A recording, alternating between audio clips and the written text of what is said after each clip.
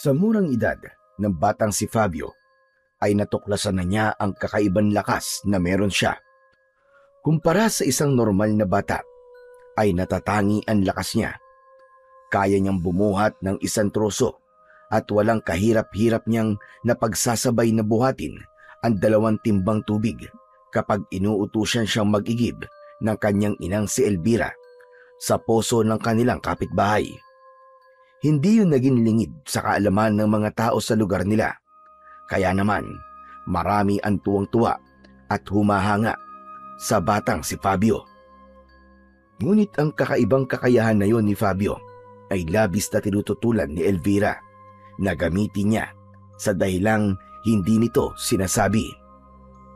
Isang umaga, napapalibutan si Fabio ng mga tao sa baryo nila habang sa tabi niya ay naroon ang isang malaking bato na halos kasing taas niya. Isang lalaki ang sumigaw at sinabi na kapag nabiyak ni Fabio ang batong yon gamit ang sarili niyang lakas, ay bibigyan siya nito ng isang supot na candy. Napatingin si Fabio sa mga nakapalibot sa kanya. Sa totoo lang, hindi niya maintindihan kung bakit ganun na lang kasabik ang mga yon na makita siyang gumagamit ng kanyang pambihirang lakas. Patuloy sa pambubuyo ang mga tao kay Fabio hanggang sa tinignan na niya ang bato at saka siya huminga ng malalim. Inisip niya ang isang supot ng candy na ipinangako sa kanya. Kaya naman, mariin niyang ikinuyom ang isa niyang kamao at ubod lakas na nagpakawala ng isang malakas na suntok. Nagulat ang lahat nang mabitak sa gitna ang bato.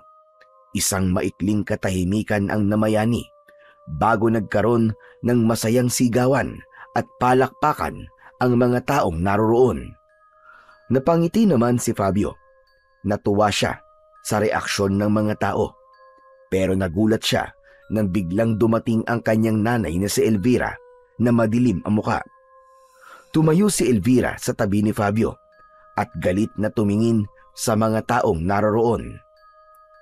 Kayong lahat, pwede bang tigilan niyo na ang anak ko? Hindi siya laruan, kaya't huwag niyo siyang ginagawang katatawanan at pampalipas ng oras niyo. Mga bwisit kayo! Marahas na inablot ni Elvira sa braso si Fabio at walang imik siya nitong hinila pauwi sa kanilang bahay. Pagdating nila sa bahay ay padabog na isinara ni Elvira ang pinto at hinarap ang batang si Fabio. Fabio anak, bakit mo naman ginawa yun? Bakit mo sinusunod ang mga walang kwenta at kabuluhang sinasabi ng mga taong yun?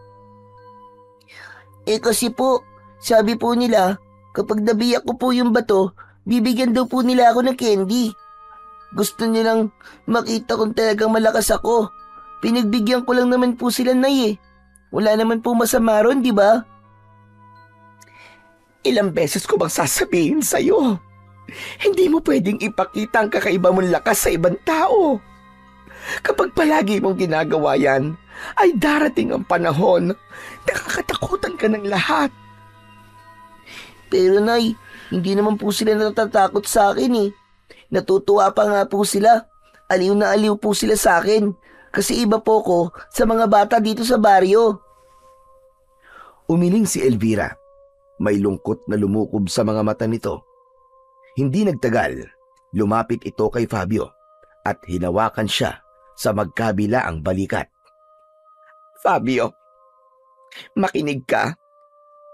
Bata ka pa, kaya natutuwa pa sila sa'yo. Pero pagdating ng araw, anak, hindi na sila matutuwa sa'yo. Mag-iiba na ang tingin ng lahat sa'yo. Magtataka sila, matatakot, at baka pagdudahan ka pa nila, anak. Alam mo ba kung anong iniisip ng mga tao sa isang tao may kakaibang lakas? Ano po, Nay? Iniisip nila na gumagamit ito ng kapangyarihang itim. At kapag ganun ang iniisip nila, ay magagalit at matatakot na silang lahat sa iyo, anak. Anak, kaya nakikiusap ako. Simula ngayon, pinagbabawalan na kitang gamitin ang kakaibang lakas sa kahit na anong bagay. Nagkakaintindihan ba tayo, Fabio? Pero Nay, Nagkakaintindihan ba tayo, Fabio? Mangako ka sa akin, anak, na hindi mo nagagamitin ang kakaiba mong lakas na yan. opo, nangangako po ako. Labag man sa kalooban, ay pumayag na lamang si Fabio sa gustong mangyari ng nanay niya. Nagtataka siya kung bakit gano'n na lang kalaki ang takot ng kanyang ina. Naisip niya na ano pang silbi ng lakas niya kung hindi rin naman niya magagamit yon. Lumaki si Fabio sa isang maliit na baryo na malapit sa paanan ng isang aktibong bulkan. Sa edad niyang yon ay sadyang naiiba siya sa ibang bata. Hindi siya nagkakasakit, hindi nakakaramdam ng pagod at higit sa lahat ay sadyang napakalakas niya. Nakatira sila ng kanyang nanay sa isang bahay na gawa sa kahoy at pawid. Ang nanay ni Fabio na si Elvira ay isang labandera lamang. Bukod doon ay nagtatanim din ito ng mga gulay sa kanilang maliit na bakuran. Minsan, tinanong ni Fabio ang kanyang ina habang kumakain sila ng nilagang kamote para sa kanilang hapunan. Nay, tanong lang po, sino po ba ang tatay ko? Hindi mo na kailangan malaman yon, anak. Pero Nay, lahat po ng kalaro ko, meron pong tatay eh. Ako lang po ang wala. Sabi po nila, napulot nyo lang daw po ako sa putikan. At naniniwala ka naman sa kanila, anak. Hindi mo kailangan ng tatay para mabuhay. Kaya kitang buhayin ng ako lang, Fabio. Hala, sige. Umain ka na dyan at tama ng pagtatanong mo tungkol sa tatay mo. Alam ni Fabio na mahal siya ng kanyang ina, pero hindi niya maiwasang makaramdam na para bang may kulang talaga sa buhay niya.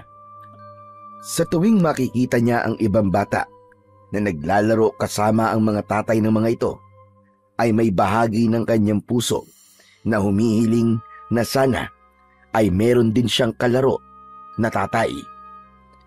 Sa kabila ng mahigpit na pagtutol ng nanay ni Fabio na huwag niyang gamitin ang kanyang pambihirang lakas, ay palihim pa rin ginagamit yun ni Fabio.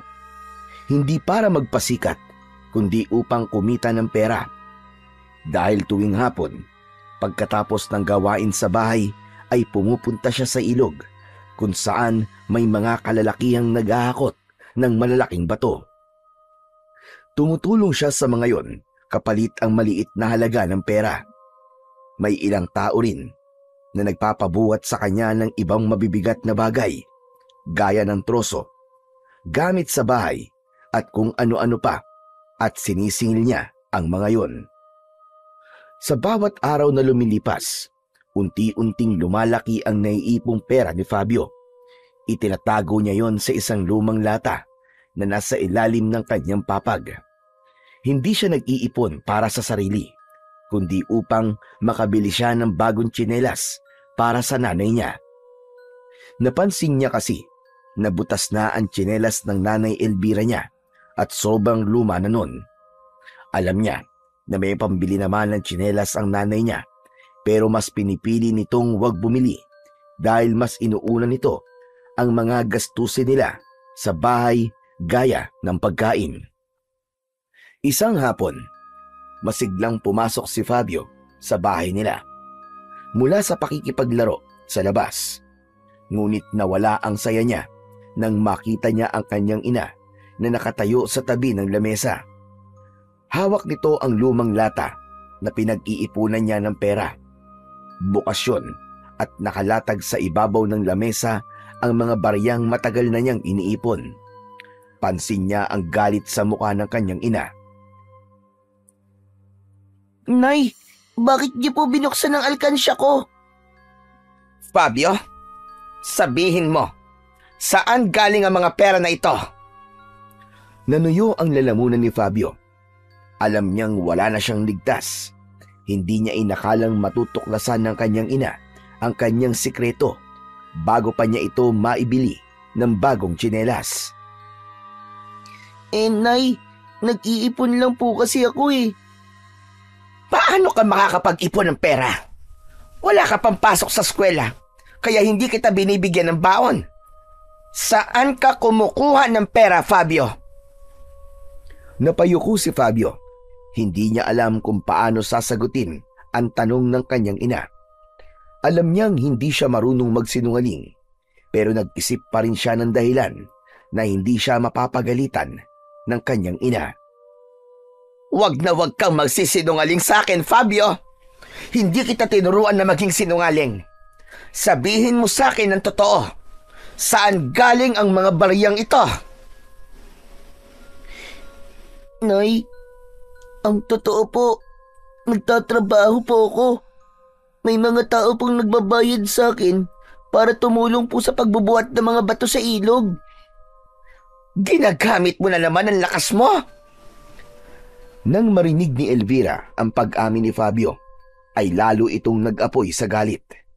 Hindi na nito napigilan ang sarili at agad nitong kinuha ang isang patpat na nakasandal sa dingding at lumapit kay Fabio. Ilang beses ko man sinasabi sa'yo na huwag mong gagamitin ang lakas mo, Fabio! Napakatigas ng iyong ulo!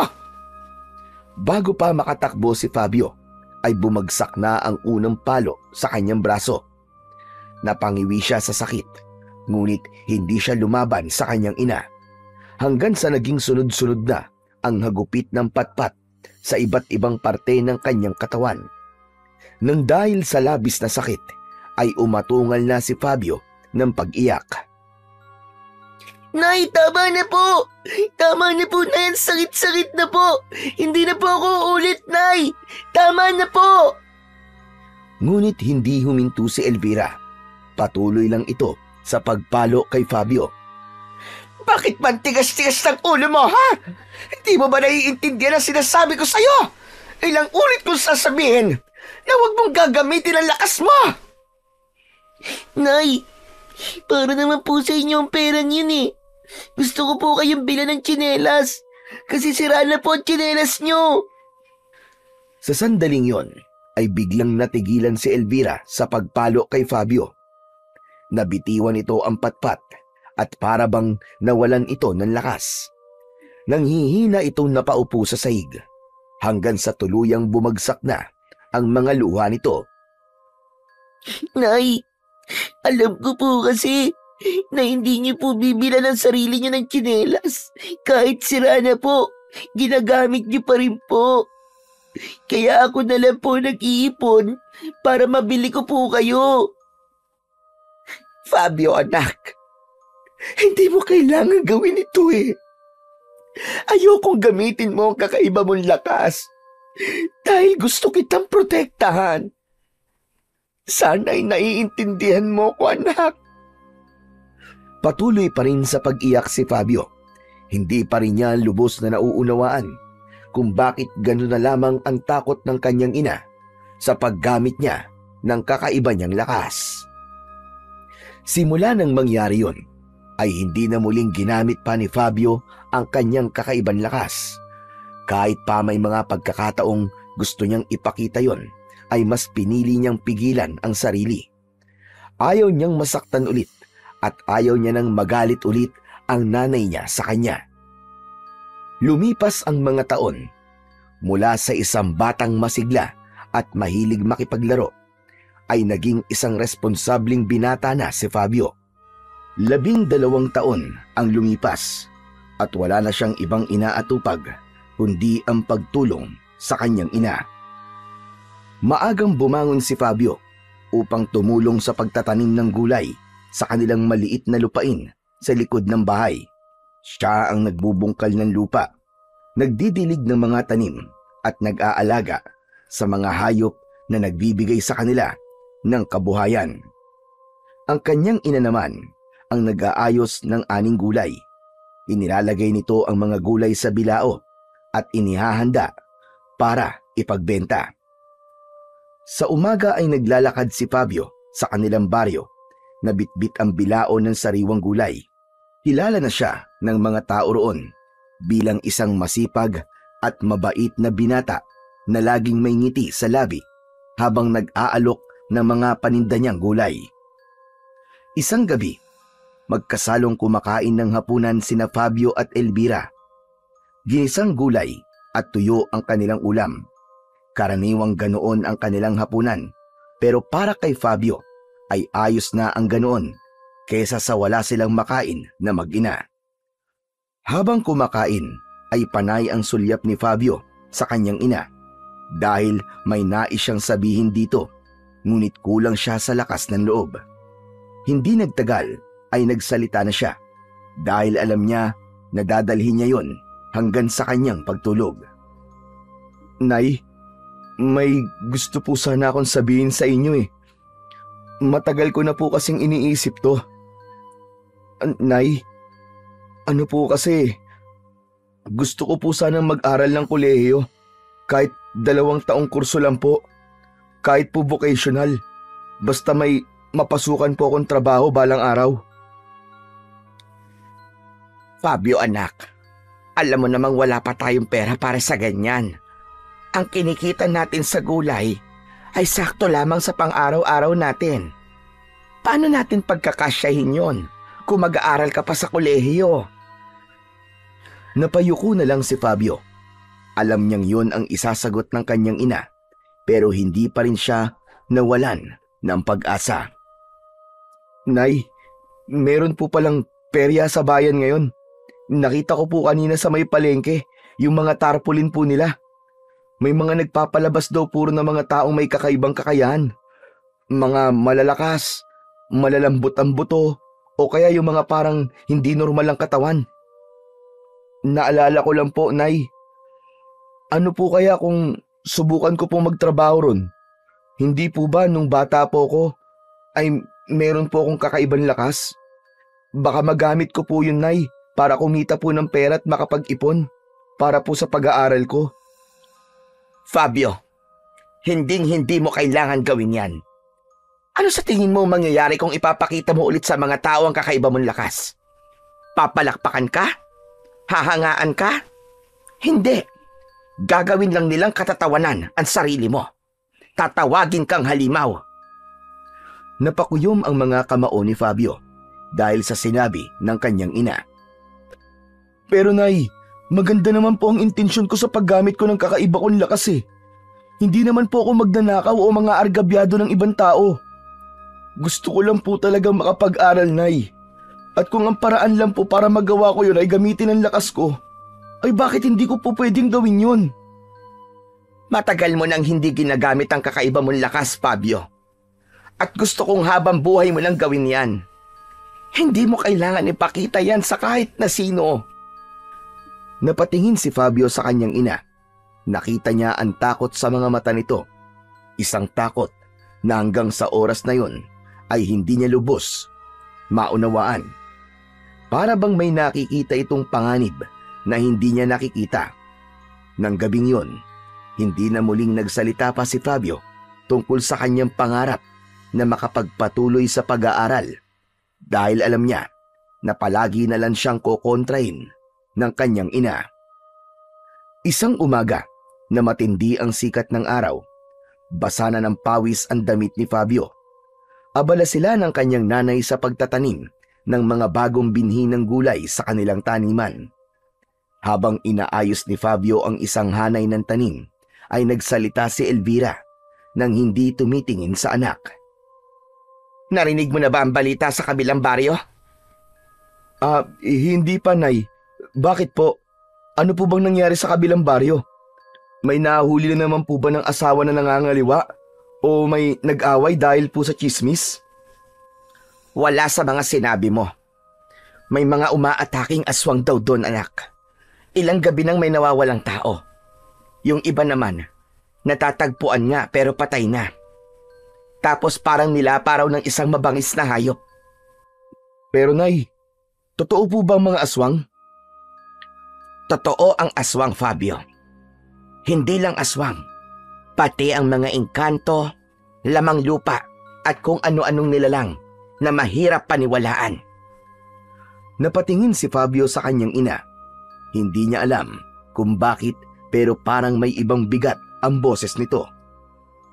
Nay, bakit po parang sigurado po kayong totoo sila? Nakakita na po ba kayo ng mga ganong nilalang? Hindi lang mga ganong nilalang ang nakita ko, anak. Ano pa po ang nakita nyo, Nay?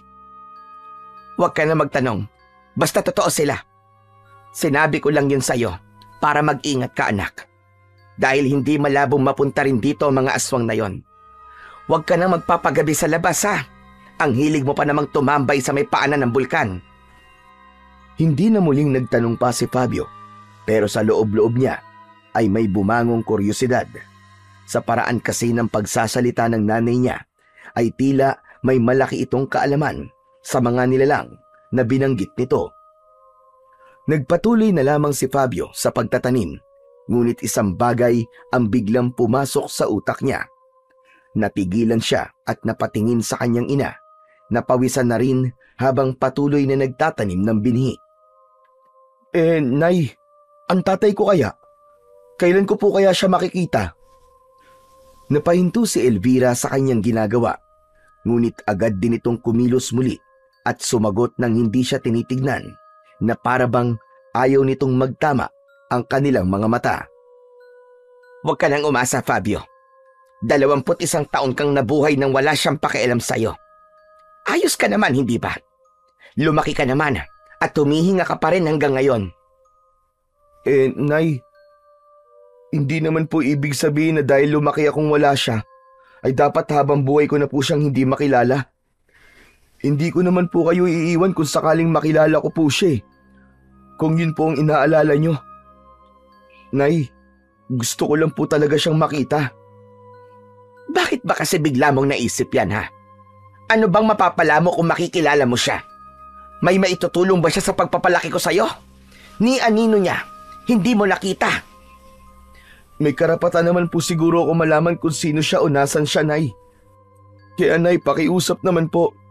Sabihin niyo po sa akin kung paano ko po siya makikita. Sabihin niyo po sa akin ang totoo, Nay. Kung gusto mo ng totoo, Fabio, sige. Eto ang katotohanan. Patay na ang tatay mo. Kaya tumigil ka na sa pangarap mong makikita mo pa siya. Napalunok si Fabio. Hindi niya alam kung ano ang kanyang mararamdaman. Maya-maya ay umiling siya habang nangingilid ang luha. Hindi po ako naniniwala. Kung patay na siya, saan po siya nakalibing? Hindi siya rito nakalibing. Nang mamatay ang tatay mo, ay kinuha ng pamilya niya ang katawan niya. At doon siya inilibing sa probinsya nila na malayo rito. Kaya ang gusto ko, simula ngayon anak, ay tumigil ka na sa ilusyon mong magkita pa kayo ng walang kwenta mong ama. Magsasalita pa sana si Fabio, pero biglang tumayo si Elvira at malalaki ang mga hakbang na naglakad ito palayo. Iniwan ito si Fabio na mag-isa sa gitna ng kanilang taniman. Sa kabila ng sinabi ng kanyang ina, tila ayaw tanggapin ng puso ni Fabio na patay na ang kanyang ama. Tila may parte ng utak niya na nagsasabi na sinabi lang yon ni Elvira para huminto na siya sa pagtatanong. Isang umaga, maagang nagising si Fabio. Agad niyang inayos ang mga gulay na ilalako niya para sa araw na yon. Matapos mag-almusal, ay sinimulan na niya ang paglalako ng mga gulay. Isang umpukan ng mga tao ang nakita niya. Lumapit siya roon upang alokin ng gulay ang mga tao, pero napahinto siya nang marinig ang pinag-uusapan ng mga taong naroroon. Ayon sa isang babae, ay pinasok daw ng mga aswang ang bahay ni Mang Lando kagabi. Tanging si Manlando lang daw ang nakaligtas at napatay ng mga aswang ang asawa at 2 nitong anak na parehas lalaki. Napalunok si Fabio at naramdaman niya ang panlalamig ng buo niyang katawan. Kahapon lang ay nakita pa niyang naglalakad ang asawa ni Mang Lando na si Aling Marta kasama ang 2 anak nito doon sa may simbahan. Hindi na nagpatumpik-tumpik pa si Fabio at agad siyang umuwi. Pagdating niya sa kanilang bahay ay nadatnan niyang abala ang kanyang ina sa pagsisiga ng tuyong daon at sanga sa harapan ng kanilang bakuran. "Oh, Fabio anak, ano't bumalik ka kagad nang hindi ka yata nakakabenta? May nakalimutan ka ba?" Nay, totoo nga pong sinabi nyo na darating po ang araw na mapupunta po dito sa baryo natin ang mga aswang. "Anong ibig mong sabihin, anak?" Nay, narinig ko po dun po sa kwentuhan ng mga tao na pinasok daw po ng mga aswang ang bahay ni Mang Lando. Tapos, si Mang Lando lang daw po ang nabuhay. Diyos ko, mabagin langit. Nakakakilabot naman yan, anak. Kaya nga't simulat sa pool, sinasabi ko na sa iyo, Fabio, wag na wag kang lalabas tuwing gabi. Wag kang tatambay sa kung saan-saan. Dahil hindi natin alam kung sino ang susunod nilang magiging biktima. Napatingin si Fabio sa paligid. Sa kauna-unahang pagkakataon ay nakaramdam siya ng takot sa baryo kung saan siya isinilang at lumaki.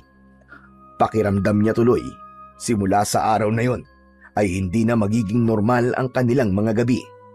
Natakot siya na baka sa mga susunod na gabi ay bahay naman nila ang pasukin ng mga aswang na kumitil sa buhay ng pamilya ni Mang Lando. Mula nang umatake ang mga aswang sa pamilya ni Mang Lando, ay nagsimula na ang lagim sa baryo ni na Fabio. Halos gabi-gabi ay may mga bahay na bigla na lang pinapasok ng mga aswang. Sa umaga naman ay may bangkay na nakikita na gutay-gutay ang katawan at halos wala ng dugo. Dahil sa matinding takot, nagdesisyon ang mga taga-baryo na gumawa ng iba't ibang paraan upang protektahan ang kani-kanilang mga sarili. Isa sa mga pinakakaraniwang paniniwala ay ang asin na pinaniniwala ang kinatatakutan ng mga aswang. Kaya bago dumilim ay makikita ang bawat pamilya na naghahagis ng asin sa paligid ng kani-kanilang mga bahay. At maging sa bintana at pintuan ay naglalagay ang mga ito. Nagsimula yung isang malawakang ritual na isinasagawa tuwing palubog na ang araw.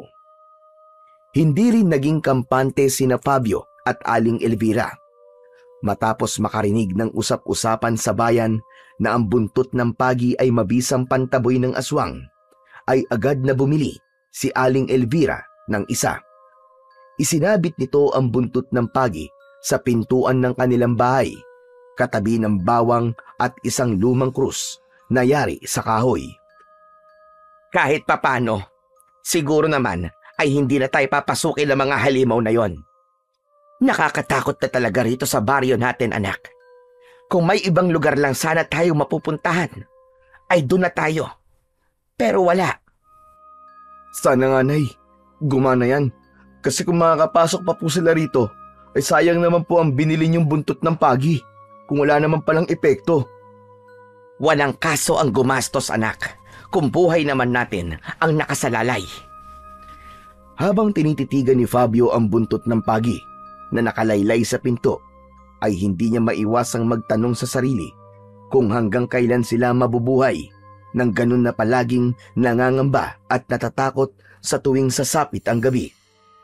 Hindi na rin niya mabilang kung ilang gabi na siyang hindi makatulog ng maayos dahil sa tuwing ipipikit niya ang kanyang mga mata ay naiisip niya na baka may aswang sa labas ng bahay nila at kailangan niyang wag matulog para masiguro ang kaligtasan nilang mag-ina.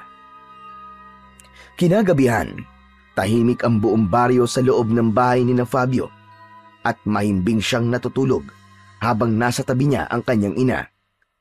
Kapwa sila pagod dahil sa maghapong pagtatanim ng mga gulay. Ngunit ang katahimikan ay biglang nagambala ng malalakas na sigawan mula sa labas. Nagising si Fabio sa malakas na sigaw mula sa kanilang kapitbahay. Bumangon siya at tumingin sa kanyang ina na nagising din. Mabilis silang lumapit sa bintana at sinilip ang pinagmumulan ng kaguluhan. Napasinghap si Fabio nang makita niya ang mga aswang na nasa bubong ng kanilang kapitbahay na si Mang Temyong. Meron ding mga aswang na nakaabang sa paligid ng bahay. Hindi na nag-isip si Fabio at lumayo na siya mula sa pagkakasilip sa bintana. Nagtungo siya sa kusina at kinuha ang bagong hasang itak. Malalaki ang mga hakbang na tinungo niya ang pinto. Ngunit bago pa man siya makalabas ng pinto, ay mahigpit siyang hinawakan ni Aling Elvira sa braso. Fabio anak, anong gagawin mo? Bakit may dala kang itak? Nay, tutulungan ko po sila. Hindi natin sila pwedeng hayaang mamatay sa kamay ng mga halimaw na yun. Mas sinigpitan pa ni Elvira ang hawak sa anak. Kita sa mukha nito ang matinding takot at pag-aalala. Nahihibang ka na ba anak? Alam mo bang pagpapakamatay ang gagawin mo? Ano ba magagawa mo laban sa mga aswang? Mag-isip ka nga. Pero Nay, wala ba tayong gagawin? Dito lang ba tayo sa loob ng bahay natin habang pinapatay nila mga kapitbahay natin? May nakikita ka bang ibang lumalabas para tumulong? Wala, hindi ba? Dahil takot din ang lahat anak. Alam nilang mamamatay lang sila kapag kinalaban nila mga aswang. At kung lalabas ka, sigurado ako na pati ikaw ay papatayin nila. Nanginig ang mga kamay ni Fabio habang mahigpit na hawak ang itak. Alam niyang tama ang nanay niya, ngunit sa labas ay patuloy pa rin ang pagsigaw ng kanilang mga kapitbahay. Pakiramdam niya ay nadudurog ng unti-unti ang puso niya habang naririnig niya ang paghingi ng tulong ni Mang Temyong at ng pamilya nito. Kung gano'n, anong gagawin natin? Manunood na lang po ba tayo habang pinapatay nila mga kapitbahay natin? Wala tayong ibang magagawa anak, kundi ang manatili rito at magdasal. Dahan-dahang ibinaba ni Fabio ang itak. Pakiramdam niya ay hindi kaya ng konsensya niya na hindi tulungan si Mang Temyong, lalo na't napakabait ng pamilya nito sa kanila. Lumapit si Elvira sa maliit nilang altar at sinindihan nito ang nag-iisang kandila na naroroon. Walang nagawa si Fabio kundi ang lumapit sa nanay niya. Sabay silang lumuhod sa harapan ng altar upang manalangin. Ama naming nasa langit, iligtas mo po kami sa mga aswang at huwag mo pong hayaan na mapasok nila ang aming tahanan. Iligtas niyo rin po ang pamilya ni Mang Temyong na kasalukuyan pong inaatake ng aswang. Sana po ay makaligtas sila. Sana po ay matapos na ang bangungot na ito sa aming baryo, Panginoon. Kami po ay nagsusumamo sa inyo, Panginoon. Iligtas niyo po kaming lahat. Patuloy na nagdarasal pa rin si Aling Elvira. Ngunit kahit na anumang pilit ni Fabio na ituon ng isip sa panalangin, ay hindi niya magawang baliwalain ang mga sigaw na nagmumula sa bahay ni Mang Temyong. Pinilit niyang ipikit ang kanyang mga mata at pilit niyang itinuon ang atensyon sa pakikinig sa boses ng kanyang ina na paulit-ulit na bumibigkas ng panalangin. Ngunit habang lumilipas ang bawat segundo, mas lalo lamang naninindig ang balahibo ni Fabio. Mas lalong bumibigat ang kanyang dibdib. Para bang may isang tinig na bumubulong sa kanya na nagsasabing hindi siya maaaring manatili roon at walang ginagawa. Hanggang sa hindi na talaga napigilan ni Fabio ang sarili at mabilis siyang tumayo mula sa pagkakaluhod. Mabilis niyang kinuha ang itak, pero nang palabas na siya ng pinto ay humarang kagad sa kanya si Aling Elvira. Fabio, bakit ba hindi ka marunong makinig sa akin? Nay, hindi ko kayang walang gawin. Hindi ko kayang hayaan lang si Mang Temyong na patayin ng mga aswang. At anong magagawa mo laban sa mga aswang, anak? Gusto mo rin bang mamatay? Huminga ng malalim si Fabio. Alam niyang pagsasayang ng oras kung magpapaliwanag pa siya sa kanyang ina.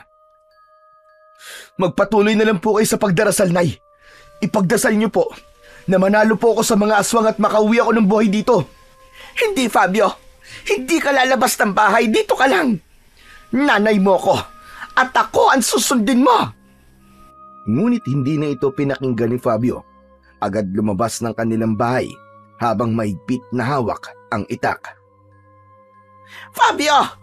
Fabio, bumalik ka rito! Fabio! Pero hindi na lumingon pa si Fabio sa kanyang ina. Hindi na siya maaaring umatras.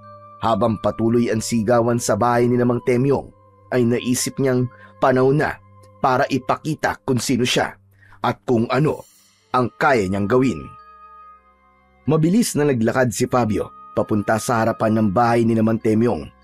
Naririnig pa rin niya ang mga sigaw ng mag-anak mula sa loob na halos mawalan na ng pag-asa. Alam niyang wala nang ibang tutulong sa mga ito kung hindi siya. Nang makalapit si Fabio sa bahay ni Temyong ay agad niyang napansin ang dalawang nilalang na nakadapa sa bubungan ng bahay. Ang kanilang mga mata ay pula at ang mahahabang kuko ng mga yon ay nakaumang sa bubong na tila anumang sandali ay handa ng sumalakay ang mga yon. Sa magkabila ang gilid naman ng bahay ay may dalawa pang aswang na nag-aabang. "Hoy! Mga pangit na aswang! Ako ang harapin nyo! Bumaba kayo dyan!" Napalingon ng 4 na aswang kay Fabio. Napangisi ang isa at lumabas ang dila nito na parang ahas. At sa isang iglap ay magkakasabay na sumalakay ang 4 na aswang kay Fabio. Mabilis na umatras si Fabio. Ang dalawang aswang mula sa bubong ay sumugod mula sa itaas, habang ang dalawa naman ay parang mga aso na naglalakad papunta sa kanya gamit ang mga paa at kamay ng mga ito. Nagawang iwasan ni Fabio ang naunang aswang na sumugod mula sa harapan niya at agad niya itong tinaga sa likod. Narinig niya ang matinis na sigaw ng aswang nang bumaon ang talim ng itak sa laman nito. Agad niyang ibinaon ng itak sa dibdib ng aswang na agad nitong ikinamatay. Napasigaw sa gulat si Fabio nang may sumunggab sa kanyang likuran. Siniko niya ito ng malakas sa tagiliran at bumagsak ito sa lupa. Mabilis siyang lumingon at hinawakan niya ito sa leeg gamit ang isang kamay. Habang hawak ni Fabio ang aswang ay may naramdaman siyang kakaiba. Nang dumikit ang balat niya sa halimaw ay napasigaw ito at naramdaman niyang umiinit ang palad niya.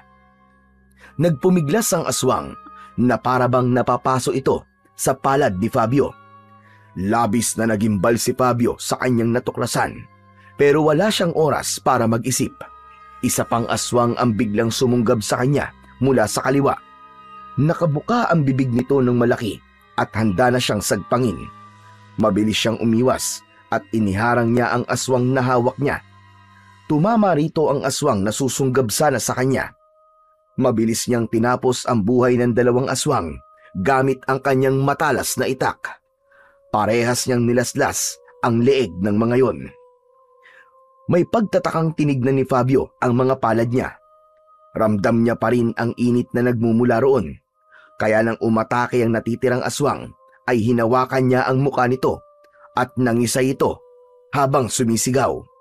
Sinamantala niya ang pagkakataon na yon at paulit-ulit niyang sinaksak sa tiyan ang aswang hanggang sa binawian na yon ng buhay. "Ha! Mga siraulo kayo! Mga anak kayo ng teteng! Wala pala kayong binatbat sa akin eh! Ang hihina niyo pala eh! Partida pa yan ha! 4 kayo! Mag-isa lang ako!" Hingal na hingal si Fabio. Ang paligid ay nabalot ng dugo mula sa mga aswang hanggang sa naramdaman niya ang mga matang nakatingin sa kanya. Nang lumingon siya, ay nakita niya ang mga tao na nakasilip sa bintana ng kani-kanilang mga bahay. Meron ding mga nakadungaw sa mga pintuan. Tila hindi makapaniwala ang mga yon sa ginawa ni Fabio. Napayuko si Fabio at mabilis siyang naglakad pabalik sa bahay nila. Puno ng dugo ang katawan at damit niya mula sa mga aswang. Ngunit sa kabila ng matinding laban, ni isang galos ay wala siyang nakuha. Pagkapasok ni Fabio sa bahay nila, ay bumungad kagad sa kanya ang malamig at matalim na tingin ng kanyang ina na si Aling Elvira. Hindi ito kumikibo, ngunit ramdam niya ang bigat ng tingin nito sa kanya. Sana masaya ka sa ginawa mo, Fabio. "Ano ba dapat kong maramdaman, Nay? Hindi ba dapat masaya po ako kasi nailigtas ko si Temyong at napatay ko pa ang 4 na aswang?" Oo nga, napatay mo nga sila. Pero ginamit mo naman ang kakaiba mong lakas. Hindi ba? Bata ka pa lang ay pinagbawalan na kitang gamitin yan sa kahit na anong paraan. Napakatigas talaga ng ulo mo. At ano naman po masama ron, Nay? Hindi ba dapat nating ipagpasalamat na kaya kong lumaban sa mga halimaw na yun?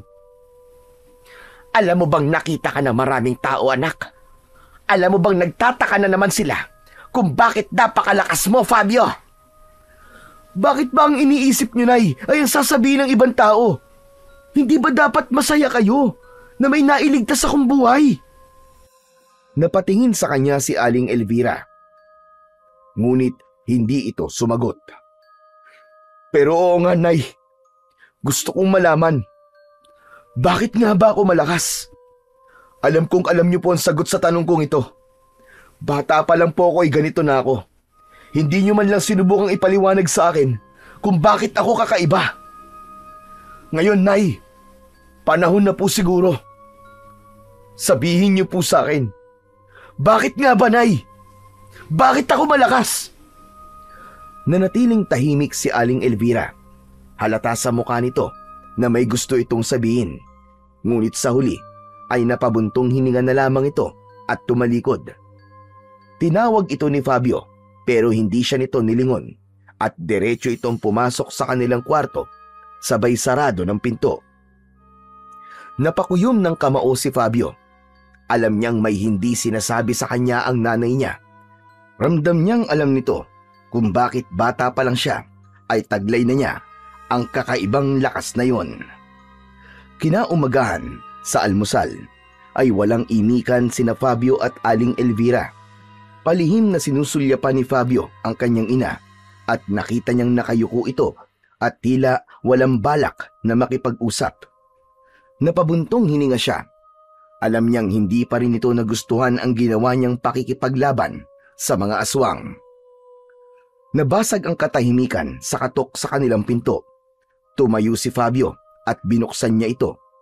Bumungad sa kanya si Mang Temyong na may dalang 2 plastik na may laman na mga isda at karne ng baboy. Fabio, tanggapin mo sana ito.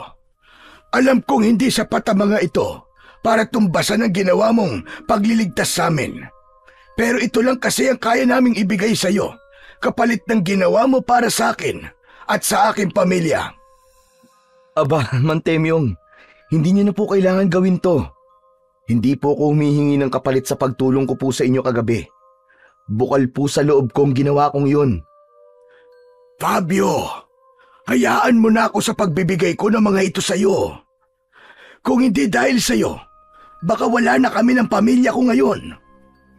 Utang namin sa iyo ang buhay namin. Sa narinig na yon, ay gumaan ng gusto ang pakiramdam ni Fabio. Noon lang siya nakatanggap ng ganong klaseng pagpapahalaga. Napagtanto niya na baka sumama pa ang loob ni Mang Temyong kapag hindi niya tinanggap ang dala nito, kaya't kinuha na niya ang mga yon sa matanda. Kung mapilit po kayo maraming salamat po, Mang Temyong. May pang-ulam na po kami nito ni Nanay mamayang tanghali at gabi. Muling nagpasalamat si Mang Temyong kay Fabio bago ito umalis. Sinundan niya ng tingin ang papalayong matanda. Kusang sumilay ang matamis na ngiti sa kanyang labi. Hindi nagtagal ay bumalik na si Fabio sa pagkainan para ituloy ang pag-aalmusal. Napansin niya na tahimik pa rin ang kanyang ina. Hindi man lang ito tumitingin sa kanya, pero ipinagdasal niya na sana ay magbago na ang damdamin ng nanay niya sa paggamit niya ng kakaiba niyang kakayahan matapos nitong marinig ang mga sinabi ni Mang Temyong sa kanya kanina. Sa mga sumunod na gabi ay patuloy na lumaban si Fabio sa mga aswang na sumasalakay sa kanilang baryo. Nilabanan niya at pinatay ang mga aswang na umaatake sa kanilang baryo at sa mga tao. Hindi na siya pinigilan pa ni Aling Elvira, ngunit ramdam niyang hindi pa rin ito sang-ayon sa ginagawa niya. Sa bawat laban na kinakaharap niya, lalong lumalakas ang loob ni Fabio at mas lalo pa siyang lumalakas. Dahil sa kabayanihan ni Fabio ay hinangaan siya ng mga tao. Halos araw-araw ay may nag-aabot sa kanila ng pagkain, pera at iba't ibang bagay bilang pasasalamat. Palagi rin niyang naririnig ang mga papuri tungkol sa kanyang katapangan. Kalaunan, kinilala ng kanilang kapitan ang kanyang ginagawa at pinarangalan pa siya sa harap ng buong baryo. Bukod sa pera na ibinigay sa kanya ng kapitan nila, ay kinausap din siya nito upang pangunahan niya ang pagsasanay sa ilang kalalakihang nais din lumaban sa mga aswang. Isang gabi na kumakain ng hapunan sina Fabio at Aling Elvira. Sa mga nakalipas na araw ay nasanay na si Fabio sa hindi pagpansin at pag-imik ng nanay niya sa kanya. Ngunit sa gabing yon ay labis siyang nagulat nang bigla siyang kinausap ng kanyang ina. Fabio anak, ang totoo, natutuwa ako sa mga papuring natatanggap mo mula sa ating mga kababaryo. Ang daming nagsasabi sa akin na ang swerte ko kasi ikaw ang anak ko. Bilang nanay mo, gusto kong malaman mo anak na sobra kitang ipinagmamalaki. Napahinto si Fabio sa pagsubo ng pagkain at napatingin ito kay Aling Elvira. Nagulat siya dahil hindi niya inasahan ang mga salitang yon mula rito. Isang mainit na pakiramdam ang bumalot sa kanya at unti-unting gumuhit ang isang ngiti sa kanyang labi. Nay, salamat po. Hindi niyo po alam, Nay, kung gaano po ako kasaya na malaman po na proud po pala kayo sa akin. Ang akala ko po kasi ay wala lang po sa inyo ang mga ginagawa ko para sa baryo natin. Hindi na ako tututol sa pakikipaglaban mo sa mga aswang anak. Nakita ko kasi na kailangan ng baryo natin ang kagaya mo. At ngayon, nauunawaan ko na rin kung bakit ka may pambihirang lakas. Yun ay dahil magagamit mo pala yon sa tamang paraan para ipagtanggol ang mga tao laban sa mga aswang. Yan din po ang naisip ko, Nay. Kung may kakaiba po akong kakayahan, dapat ay gamitin ko po ito para sa ikabubuti ng iba. Hindi po ako natatakot sa mga aswang. Kaya ako na po lumalaban sa kanila. At alam niyo po ba, Nay, hindi ko po nararamdaman na kinakatakutan po ako ng mga tao dahil sa lakas ko. Sa halip, hinahangaan pa po nila ako. Ngumiti si Aling Elvira, ngunit agad din yung nawala. Napansin naman ni Fabio ang malalim na paghinga ng kanyang ina na para bang may nais pa itong sabihin sa kanya. Anak, oras na rin siguro upang malaman mo ang totoo kung bakit meron kang kakaibang lakas. Napakurap si Fabio. Hindi siya nagsalita at bigla siyang kinabahan. Ramdam niyang may mabigat na revelasyong sasabihin ang kanyang ina. Anak, makinig kang mabuti sa aking sasabihin. Hindi ka isang ordinaryong tao, Fabio. Ikaw ay anak ng isang bathala na si Adlaw. Siya ay isang bathala na nakatira sa bulkan dito sa ating lugar. Ano, Nay? Anak po ko ng isang bathala? Nay, ano po bang sinasabi niyo? Noon, anak, ay may nakilala akong isang binata.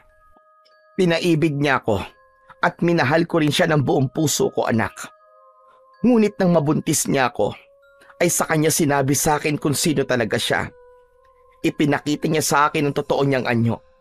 Sinabi niyang nais lamang niyang magkaroon ng anak sa isang tao. At ikaw nga ang naging bunga nun, Fabio. Teka, Nay, naguguluhan ako eh. Parang ang hirap naman pong paniwalaan ang mga sinasabi niyo sa akin ngayon. Alam kong mahirap paniwalaan, anak. Pero ito ang katotohanan. Kaya ka malakas ay dahil may dugo ka ng isang bathala. Siguro ay alam na ni Adlaw na darating ang panahong sasalakayin ng mga aswang ang baryo natin. Kaya siguro naisip niya na magkaroon ng anak sa isang tao upang maging tagapagtanggol ng mga tao rito. Tuluyan nang hindi nakapagsalita si Fabio sa revelasyon ng kanyang ina. Kahit mahirap paniwalaan ang mga sinabi ng kanyang ina, ay ramdam niya na nagsasabi ito ng totoo. May sayang sumibol sa puso niya dahil sa wakas ay nagkaroon na ng kasagutan ang matagal niya ng tanong kung sino ang tatay niya at bakit siya may pambihirang lakas. Bago matulog sa gabing yon, ay lumapit si Fabio sa nakabukas na bintana ng bahay nila. Dumungaw siya roon at mula roon ay tinanaw niya ang napakataas na bulkan sa hindi kalayuan. Hindi pa rin siya makapaniwala ng gusto na ang tatay niya pala ay isang bathalang nakatira sa bulkan na yon. May posibilidad man na ginawa lang siya ng kanyang ama upang maging isang mandirigma laban sa mga aswang, ay wala siyang galit o hinanakit para dito. Bagkus, nauunawaan na niya ang lahat matapos ang naging pag-uusap nila ng kanyang ina. Napabuntong hininga si Fabio, saka pabulong na nagsalita habang nakatanaw sa bulkan. Hindi kita personal na nakilala, Ama. Pero salamat po sa buhay at lakas na ibinigay niyo po sa akin. Huwag po kayo mag-alala, kasi ginagamit ko po ang ibinigay niyo sa akin para ipagtanggol ang mga tao dito sa baryo namin. Kaya sana ay masaya ka po sa ginagawa ko. Isang mainit na hangin ang naramdaman ni Fabio sa kanyang muka na para bang sinagot ni Adlaw ang kanyang sinabi. Fabio anak, matulog ka na. Mukhang wala namang aswang nasasalakay ngayong gabi. Hindi nagsalita si Fabio. Umalis siya sa pagkakadungaw sa bintana at sinarado na yon. Nagtungo na siya sa papag at humiga na siya upang matulog. Simula nang matuklasan ni Fabio ang kanyang tunay na pinagmulan, ay unti-unting nagbago ang tingin niya sa kanyang sarili. Para sa kanya, ay wala nang sino man sa baryo ang maaaring pumantay sa kanya. Ang lakas at bilis na taglay niya ay patunay na siya ay nilikha para mas maging mataas sa kahit na sino man. At habang patuloy ang mga papuri ng mga tao sa kanya, ay lalo namang lumalim ang paniniwala niyang mas mataas ang kanyang halaga kesa sa iba. Sa pagsisimula ni Fabio ng pagsasanay sa mga kalalakiang nais lumaban din sa mga aswang, ay napansin niya na ang lahat ng mga lalaki ay mahihina. Kaya naman, palaging mainit ang ulo ni Fabio sa mga ito at madalas ay nakakapagbitaw siya ng masasakit na salita. Minsan ay tinatawanan pa niya ang mga ito dahil kahit na anong gawin ng mga ito ay hindi kayang pantayan ng mga ito ang kanyang lakas. Isang tanghali, sa malawak na bakanting lote sa likod ng barangay hall, ay isinasagawa ni Fabio ang matinding pagsasanay sa mga kalalakian sa pakikipaglaban sa mga aswang. Sa ilalim ng tirik na araw, ay pawisan at hingal na ang mga lalaking nasa likuran lang ni Fabio.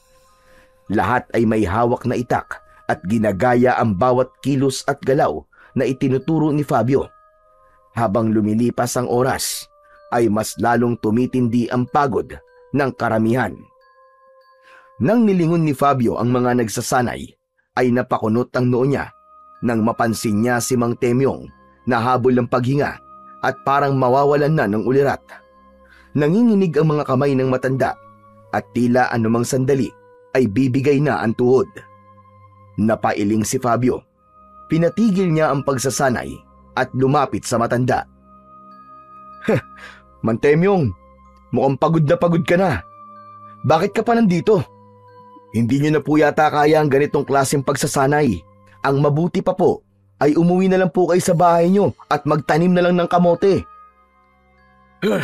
Pasensya ka na, Fabio. Iba na talaga kapag tumatanda na. Pero gusto ko lang matutun lumaban. Isa pa, simula nang iligtas mo ang pamilya ko, ay napagtanto ko na hindi dapat hintayin na may sumaklolo sa amin. Gusto kong may magawa rin ako. Napailing si Fabio at pinasadahan ang tingin ng matanda mula ulo hanggang paa. Hindi niya maiwasang mapangisi. Mang Temyong, ikaw na rin ang nagsabi na mahina na ang katawan mo. Hindi niyo na kaya to. Kung mas nahihirapan ang mga mas bata sa inyo, ikaw pa kaya?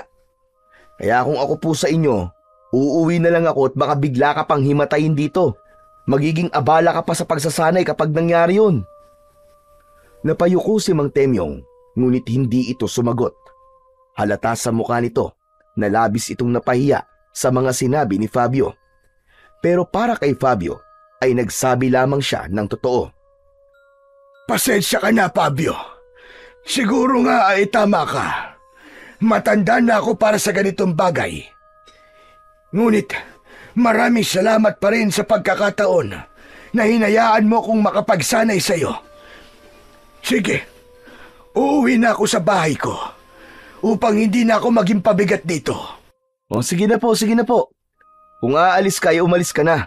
Sayang lang ang oras ko sa pakikipag-usap sa'yo eh. Bagsak ang balikat na naglakad palayo si Mang Temyong, dala ang itak nito. Tahimik itong pinagmasdan ni Fabio, ngunit wala siyang naramdaman ni katiting na awa o pagsisisi sa mga sinabi niya. Binalingan ni Fabio ang iba pang kalalakihan na kasali sa pagsasanay. Halos lahat ay may takot sa kanilang mga muka at may ilan pang mukhang gusto ng sumunod kay Mang Temyong. Kung hindi nyo kaya ang aking pagsasanay, ay malaya na kayong umalis ngayon din. Hindi ko kailangan ng mga mahihina dito. Walang sumagot, ngunit halata sa kilos ng ilan na gusto na ring umalis ang mga ito, pero marahil ay nahihiya lamang. Walang sino man ang nangahas na magsalita, kaya ipinagpatuloy na ni Fabio ang pagsasanay. Matapos ang pagsasanay para sa araw na yon, ay nakasimangot na umuwi si Fabio sa bahay nila. Umupo agad siya sa mahabang upuan sa sala nila. Hinubad niya ang sando niyang basa sa pawis at basta na lang yung itinapon sa saig. Nay, pakuha nga ako ng tubig. Mula sa kusina ay lumabas si Aling Elvira na may dalang isang baso ng tubig. Inabot nito yon kay Fabio. Nang inumin ni Fabio ang tubig ay napasimangot siya. Wala po bang malamig? Wala anak. Alam mo naman bihira lang na makabili ng yelo dito sa atin eh. Kung meron man ay sa bayan pa.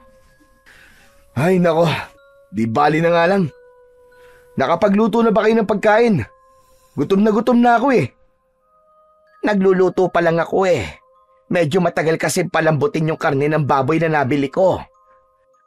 Hindi po ba sabi ko sa inyo ay dapat nakapagluto na kayo sa tuwing uuwi ako galing sa pagsasanay? Alam niyo naman na maghapon ako nagsasanay kasama ang mga lalaking yun eh.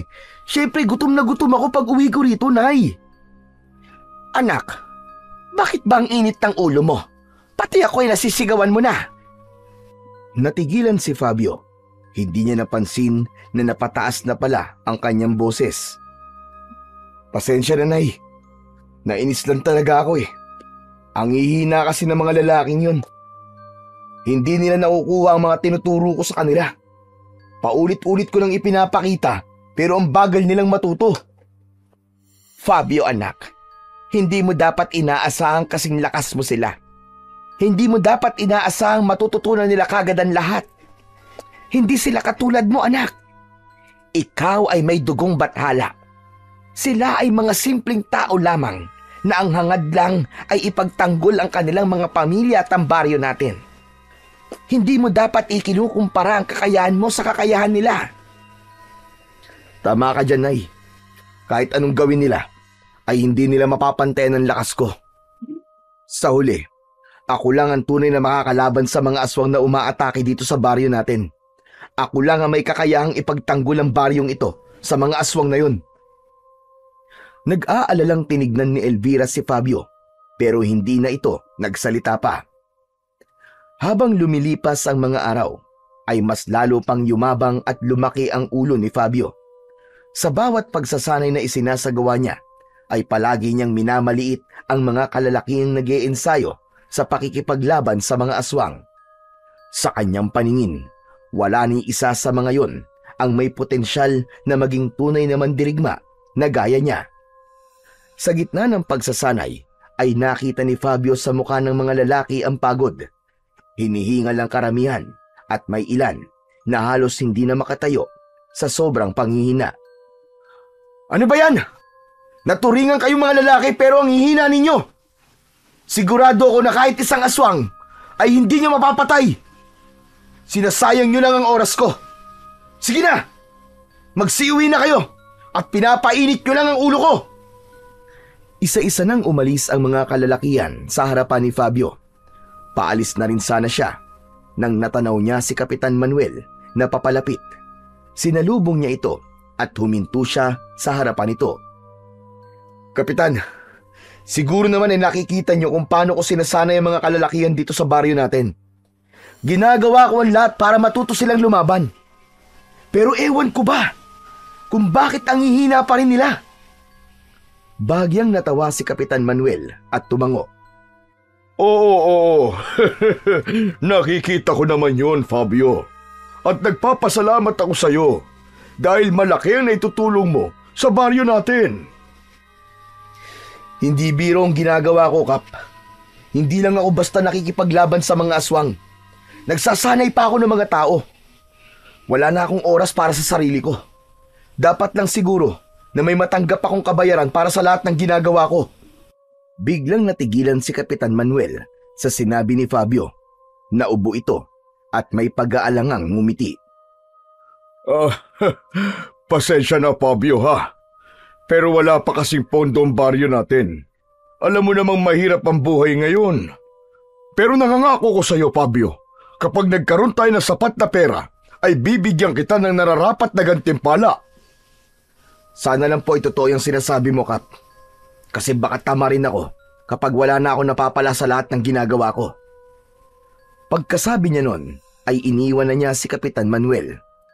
Para kay Fabio, ay walang mali sa mga sinabi niya.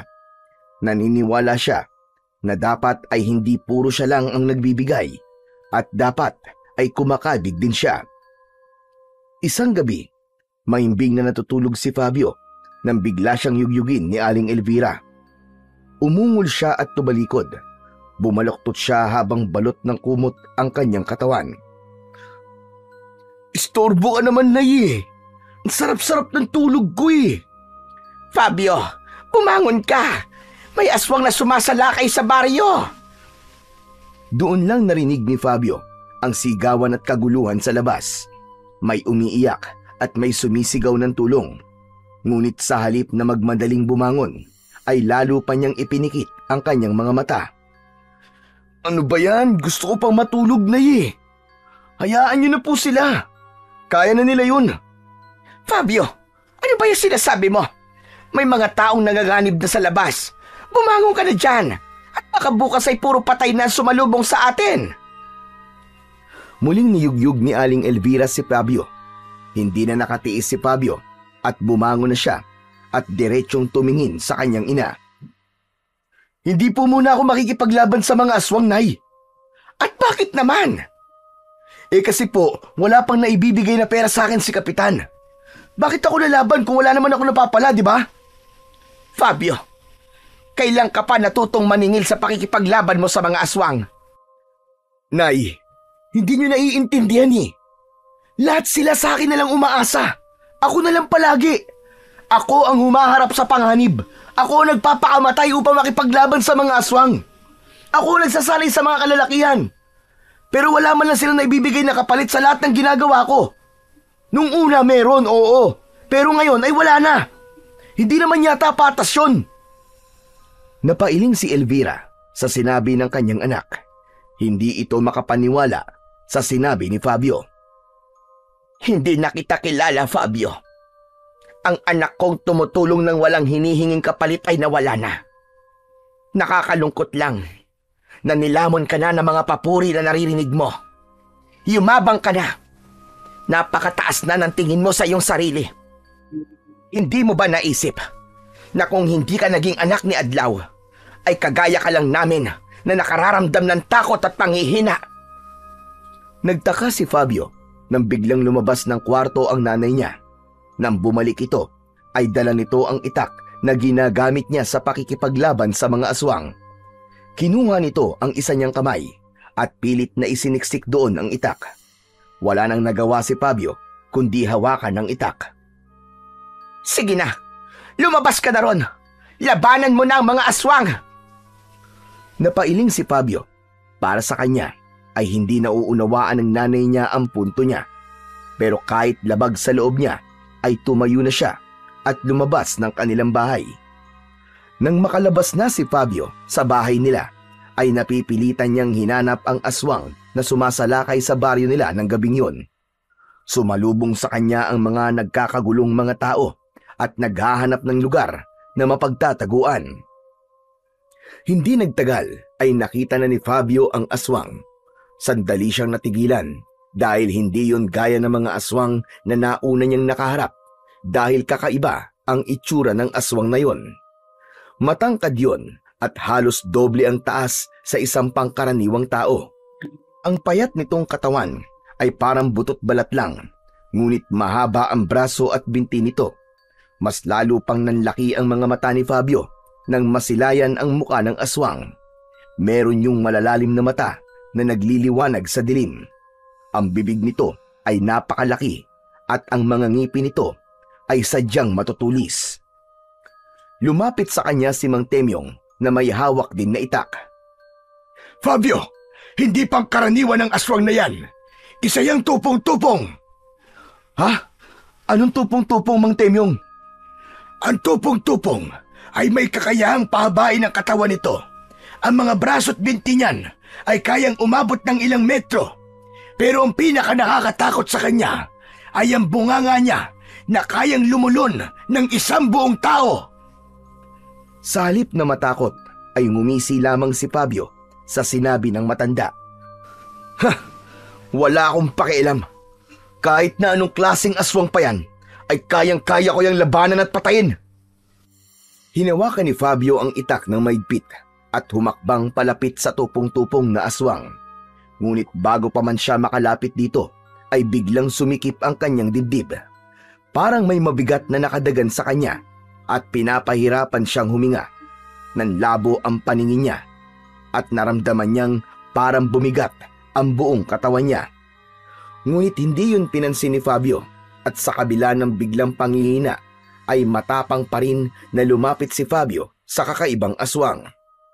Hawak ang itak ay sinugod ni Fabio ang tupong-tupong.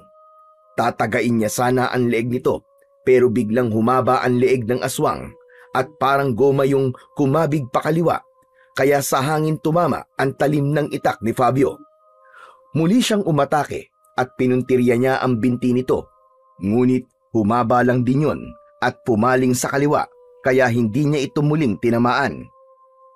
Anak nang, pinagli ka ba sa gomang aswang ka ha? Parang naglalaro lang ang tupong-tupong. Patuloy nitong iniiwasan ang bawat atake ni Fabio. Hindi nagtagal ay mas lalong naramdaman ni Fabio ang panghihina ng kanyang katawan. Pakiramdam niya ay bumigat ang kanyang mga paa. Dati-rati ay nagagawa niyang kumilos ng mas mabilis. Ngunit ng sandaling yon ay tila ordinaryong tao na lamang siya. Napansin niyang mabilis siyang hinihingal at ang pag-atake niya ay hindi na kasing lakas tulad ng dati. Maya-maya ay ilang kalalakihan ang sumugod sa tupong-tupong upang tumulong kay Fabio. Isa sa mga lalaki ang hinawakan ng tupong-tupong sa muka at nakita ni Fabio ang isang nakapangingilabot na tagpo. Biglang namutla ang lalaking hinawakan ng aswang. Mabilis na natuyo ang katawan nito. Hindi nagtagal ay bumagsak ang walang buhay na katawan ng lalaki sa lupa. Ang itsura nun ay parang isang matandang butot balat. Hinilabutan si Fabio nang mapagtanto niya na may kakayahang manghigop ng lakas ang tupong-tupong. Napaatras si Fabio. Nakita niyang may dalawa pang lalaki na hinawakan ng tupong-tupong sa muka. At gaya na nangyari sa unang lalaki, ay tuyot na tuyot din na bumagsak ang katawan ng dalawa sa lupa. Sa unang pagkakataon ay nakaramdam ng tunay na takot si Fabio. Napagtanto niya na hindi yon katulad ng ibang laban na kanyang hinarap noon. Huminga siya ng malalim at pilit na pinigilan ang pangangatog ng kanyang mga kamay. Kinumbinsi niya ang kanyang sarili na lumaban, pero natalo na siya ng kanyang takot, kaya walang pagdadalawang isip na tumakbo siya palayo sa tupong-tupong. Mabilis na nagtago si Fabio sa mga nakatambak na lumang gamit sa likod ng kanilang bahay. Nangihina siyang napaupo sa lupa at yumuko. Bakit ganun? Ano nangyayari sa akin? Bakit bigla ako naging mahina? Nakabibingi ang sigaw ng mga tao sa baryo ng sandaling yon. Alam ni Fabio na kailangan niyang harapin ang tupong-tupong, pero alam niya rin na sa kalagayan niya ay hindi siya mananalo sa kalaban. Kaya naman, tinakpan niya ang tenga niya gamit ang mga kamay upang kahit paano ay hindi niya marinig ang kaguluhan na bumabalot sa baryo nila ng gabing yon. Hindi alam ni Fabio kung gaano siya katagal na nakatago sa likod ng kanilang bahay. Nakayuko lang siya roon habang nanginginig pa rin sa labis na takot at pagtataka. Napapitlag siya nang biglang may humawak sa kanyang balikat. Nang umangat ang mukha niya ay natigilan siya nang makita niya ang kanyang nanay. Nay, yung aswang, wala na ba siya? Wala na, anak. Ibig sabihin, may nakapatay po sa kanya?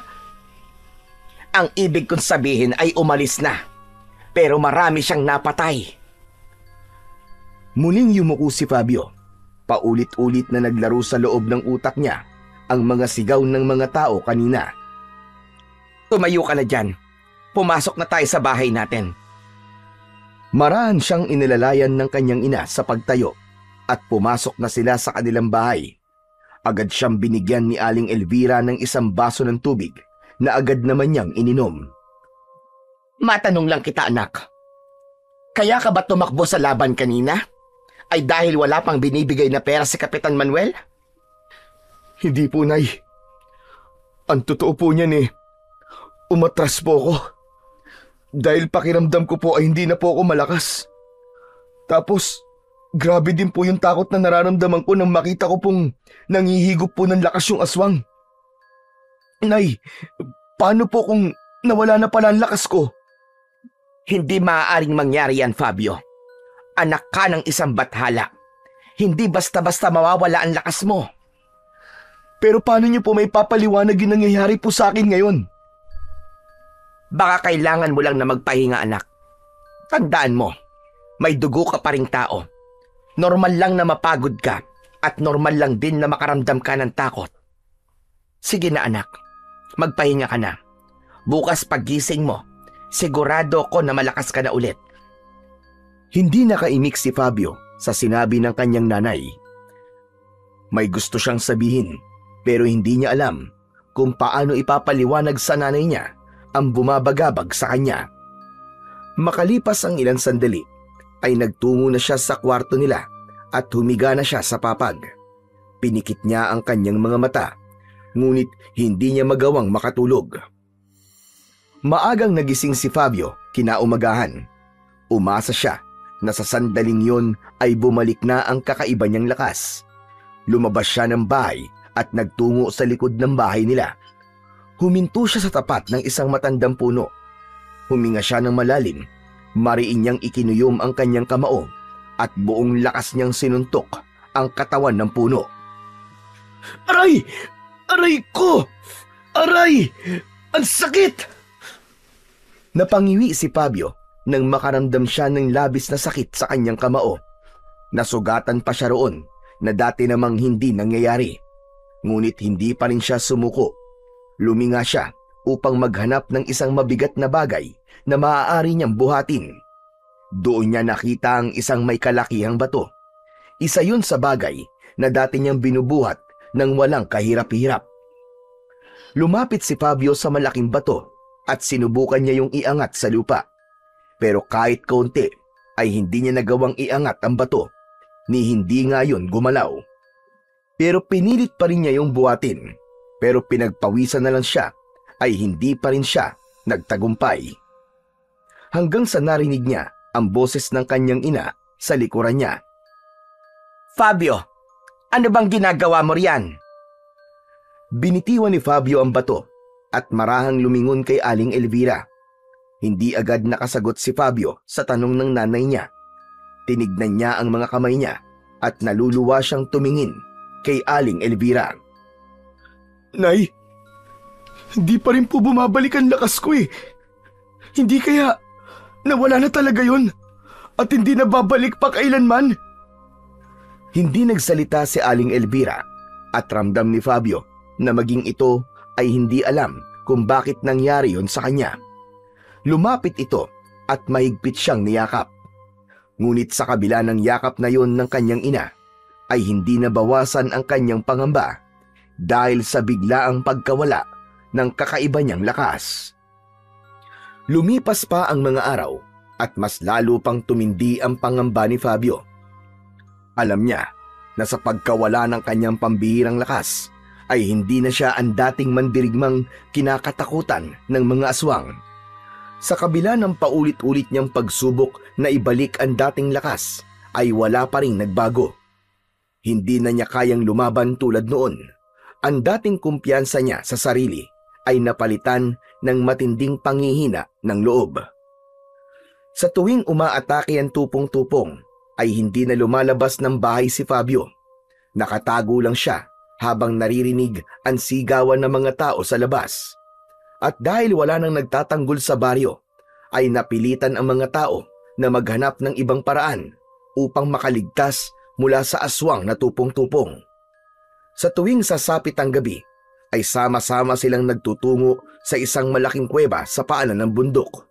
Doon sila nagtatago hanggang sa sumikat ang araw. Hindi man naririnig ni Fabio ng direkta, ay ramdam niya ang pangungutya ng ilan sa kanya. Dahil isa na lang siyang ordinaryong tao, ay nawala na ang paghanga ng mga tao sa kanya. Isang gabi, gaya ng nakasanayan ng mga tao sa baryo ni na Fabio, ay nagtungo na ang mga ito sa malaking kuweba na malapit sa paanan ng bundok. Bago pa man umatake ang tupong-tupong sa baryo nila. Habang ang lahat ng tao sa kuweba ay natutulog, ay gising na gising pa rin si Fabio. Iniisip pa rin niya ang dahilan ng biglaang pagkawala ng kakaiba niyang lakas. Hanggang sa naisipan niyang lumabas ng kuweba. Tumayo siya mula sa pagkakaupo at sa paglabas niya ng kuweba, ang bulkan ang una niyang nakita. Habang nakatingin si Fabio sa bulkan, ay isang ideya ang pumasok sa isip niya. Kung may makakasagot kung bakit nawala ang lakas ko, yun ay walang iba kundi ang nagbigay nito sa akin. Hindi na nagdalawang isip pa si Fabio at mabilis siyang naglakad palayo sa kuweba. Pumasok siya sa masukal na kagubatan. Hindi nagtagal ay narating na niya ang paanan ng bulkan. Tumingala siya sa napakataas na bulkan at malakas siyang sumigaw. Adlaw! Kung naririnig mo ako, magpakita ka sa akin! Ako si Fabio! Ako ang anak mo sa isang mortal! Walang nakuwang sagot si Fabio. Ang tanging narinig lang niya ay ang huni ng mga kuliglig at panggabing ibon sa paligid. Ama! Parang awa mo na! Kailangan kitang makausap! Ngunit nanatiling tahimik ang buong paligid. Napapikit siya ng mariin at napapailing. Natawa siya ng bahagya nang ibukas niyang muli ang kanyang mga mata. Pambihira. Bakit ko ba iniisip na kakausapin ako ng tatay ko? Isa siyang bathala. Malamang hindi yun makikipag-usap sa kagaya ko na may dugo na isang tao. Nagsasayang lang ako ng oras dito. Tatalikod na sana si Fabio para umalis nang biglang may lumitaw na isang napakalaking bolang apoy sa harap niya. Gulat siyang napaatras habang ang mga mata niya ay nanlalaki. Ang bolang apoy ay unti-unting nagbago ng hugis hanggang sa mula roon ay lumabas ang isang matangkad na lalaki na may matipunong pangangatawan at kayumangging balat. Nakasuot yon ng gininto ang kasuotan. Meron yung korona na ginto na ang disenyo ay parang sinag ng araw. Ang mga mata nito ay nagliliyab na para bang mga bolang apoy. Ang presensya nito ay nagbigay ng init sa buong paligid. Teka, ikaw ba ang aking ama na si Adlaw? Ako nga ang iyong ama. Ano ang iyong pakay? At nais mo kong makausap?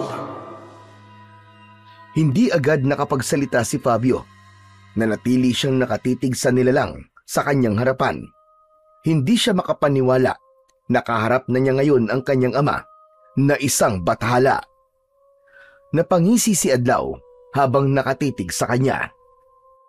Tititigan mo na lang ba ako?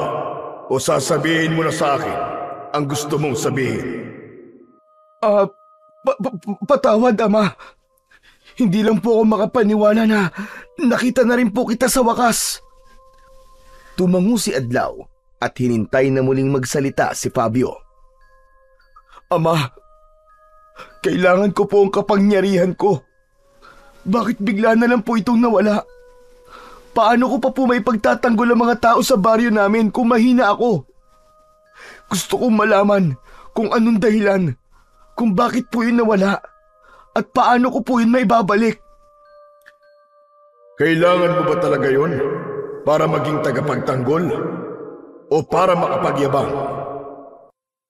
Napatda si Fabio. Parang binuhusan siya ng malamig na tubig sa sinabing yun ni Adlaw.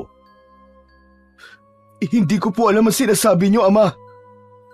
Hindi mo ko malilinlang, Fabio. Mula nung isinilang ka, ay pinapanood ko na ang bawat galaw mo. Sa una, tuwang-tuwa ako. Isa kang batang punong-puno ng sigla at punong-puno ng pangarap. Masaya ko nung una na natuklasan mo na ang tunay na dahilan kung bakit ka merong kapangyarihan. Ngunit nang makita kong hinayaan mong lamunin ka ng pagiging kakaiba mo, ay labis akong nalungkot. Ang kapangyarihan na meron ka ay hindi para maging mataas ang tingin mo sa iyong sarili. Ngunit ano ang ginawa mo? Naging mayabang ka. Ginamit mo ito upang ipakita sa lahat na ikaw ang pinakamalakas. Naging mapagsamantala ka sa iyong kapwa. Nakita kong naging mapang-abuso ka.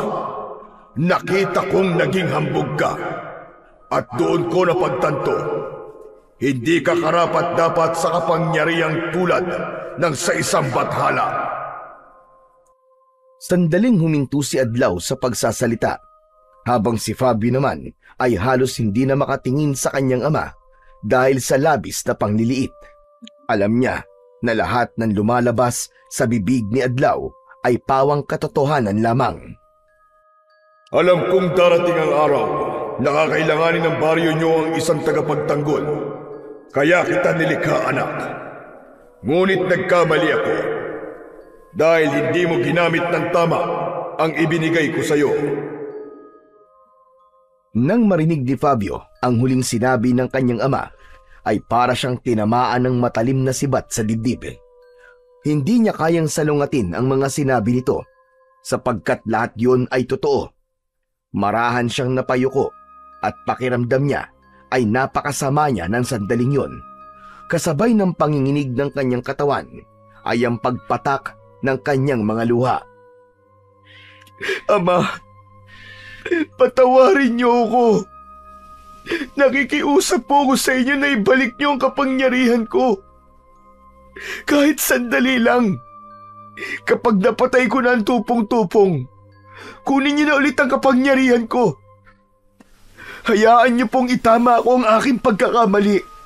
Gusto ko pong bumawi sa aking kababaryo. Nakikiusap po ako sa inyo, Ama. Huli na ang lahat, Fabio. Ang nabawi ko na ay hindi ko na kailanman maibabalik pa. Isang pagkakataon lang ang kaya kong ibigay sa iyo.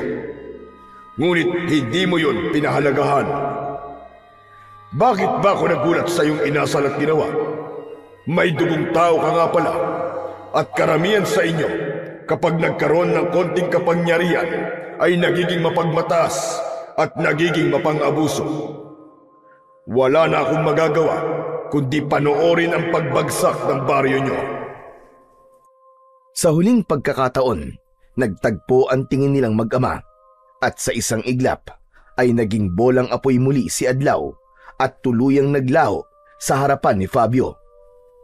Nanghihinang napaluhod si Fabio sa lupa. Itinuon niya ang mga kamay sa lupa habang patuloy siya sa pag-iyak. Hindi na niya alam ng sandaling yun kung paano pa niya magagawang ipagtanggol ang baryo nila. Ngunit alam niya na ang lahat ng nangyayari ay kagagawan niya. Kung ginamit lang sana niya ng tama ang kanyang kapangyarihan, ay hindi yun babawiin ng kanyang ama na isang batahala. Makalipas ang ilang sandali, ay tumayo na si Fabio mula sa pagkakaluhod. Ramdam niya ang bigat sa kanyang dibdib, pero pinilit niyang pakalmahin ang kanyang sarili. Pinunasan niya ang kanyang mga luha at huminga siya ng malalim. Kung hindi lang ako naging mayabang, kung hindi ko lang inabuso ang kapangyarihan ko, sana'y malakas pa rin ako hanggang ngayon. At kaya ko pa rin labanan ng tupong-tupong. Mabagal siyang naglakad pabalik sa kuweba na pinagtataguan ng mga tao. Ngunit nang malapit na siya sa kuweba, ay kinabahan siya nang marinig niya ang sigawan ng mga tao roon. Bumilis ang tibok ng puso niya, at ang unang pumasok sa isipan niya ay nalaman na o natagpuan na ng tupong-tupong kung saan sila nagtatago. Mabilis na tumakbo si Fabio patungo sa kuweba. Habang papalapit siya roon, ay mas lumalakas ang mga sigawan na kanyang naririnig. At sa kanyang pagdating sa harap ng kuweba, ay tumambad na nga sa kanya ang isang nakakakilabot na tagpo. Maraming katawan ang nakahandusay sa lupa. Mga walang buhay, tuyot at waring sinipsip ang lakas at kaluluwa ng mga yon. Ang ilang bangkay ay nakangangapanga na parang sumisigaw ang mga yon hanggang sa kanilang huling hininga. Sa nakita ni Fabio ay nasiguro niyang naroon na nga ang tupong-tupong dahil yun lamang ang may kakayahan na gawin ang ganong kakilakilabot na pagpatay. Sa bukana ng kuweba ay may ilang kalalakihan ang nakapwesto habang hawak ang kani-kanilang mga sandata. Nanginginig pa ang kanilang mga kamay, ngunit hindi nila iniwan ang kanilang pwesto. May ilan sa kanila ang sugatan, ang iba naman ay halos hindi na makatayo ng dahil sa pagod at takot. Mabilis na pumasok si Fabio sa kuweba. Ang loob ay puno ng mga tao na takot na takot. May iba na nagdarasal, ngunit ang unang hinanap ng mga mata niya ay ang kanyang ina na si Aling Elvira. Hanggang sa nakita niya itong nasa isang sulok habang hawak ang rosaryo at nagdadasal. Agad na lumapit si Fabio kay Aling Elvira at mahigpit niya itong niyakap. Fabio anak, saan ka ba nanggaling? Bakit ka biglang nawala? Salamat sa Diyos na at ligtas ka. Fabio, ang tupong-tupong. Nasa labas siya anak. Baka hindi magtagal ay makapasok na siya rito. Kailangan kong lumabas, Nay. Kailangan ko pong labanan ng tupong-tupong. Agad siyang hinawakan ni Aling Elvira sa kamay ng mahigpit at tila ayaw siya nitong pakawalan. Hindi ako papayag anak. Hindi maaari. Wala ka ng kapangyarihan. Paano ka pa makikipaglaban sa tupong-tupong? Baka kumapano ka anak. Nay, wala na po akong pakialam. Kung hindi po ako lalaban, mamamatay pa rin tayo dito. Ano gusto mong gawin ko, Nay? Magtago na lang ako dito habang pinapatay niya ang mga tao sa labas. Mas mabuti pang mamatay akong lumalaban kaysa nagtatago. Lumakas palalo ang sigawan mula sa labas. Napalingon si Fabio sa bungad ng kuweba. Nay, kailangan ko na lumabas. Hindi Fabio, dito ka lang. Makinig ka sa akin anak. Mabilis na kinuha ni Fabio ang itak na palagi nilang dala sa kuweba. Tumayo na siya at tumakbo palabas ng kuweba. Narinig pa niya ang pagsigaw ni Aling Elvira para pigilan siya, pero hindi niya na yun pinakinggan. Ang tanging nasa isip niya lang ng mga sandaling yun ay patunayan na kahit wala siyang kapangyarihan, ay kayang-kaya niya pa rin lumaban. Sa paglabas ni Fabio sa kuweba, ay nakita niya kagad ang tupong-tupong na hawak sa muka ang isang babae. Nanginginig ang katawan ng babae habang hinihigop ng halimaw ang lakas nito. Hindi na nagdalawang isip pa si Fabio at mabilis siyang tumakbo patungo sa tupong-tupong.